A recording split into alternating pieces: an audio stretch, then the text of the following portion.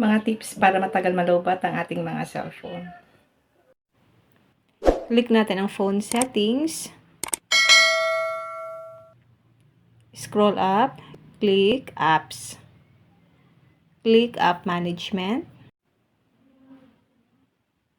Mamili lang tayo dito ng application na hindi po natin ginagamit. Halimbawa guys, itong application. Click lang natin itong. Click data usage.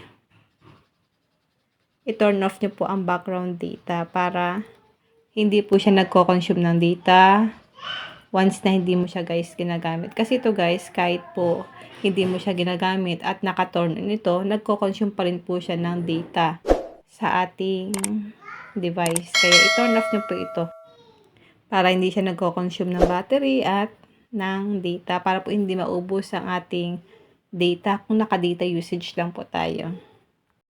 Ganun lang po ang gagawin nyo sa mga application na hindi nyo po ginagamit. I-turn off nyo po ang background data niya kasi kahit po hindi mo yan ginagamit, once na naka-turn on yan, nagko-consume pa rin po siya ng data. Yung pangalawa guys, hanapin po natin ang power saving mode. Pwede nyo po siyang i-search dito sa may search icon.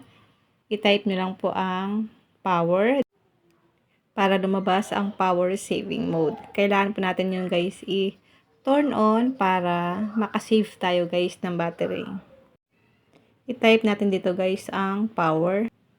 I-scroll up natin guys para makita natin ang power saving mode. Ito siya guys. I-click po natin ito. I-turn on nyo lang po ang power saving mode. Turn on lang natin ito. Then back tayo.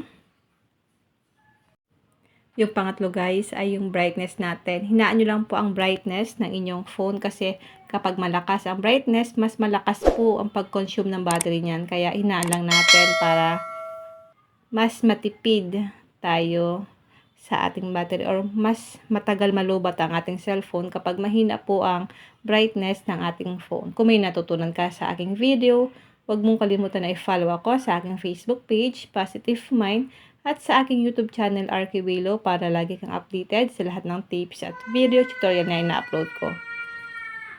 And now, thank you for watching. God bless you all.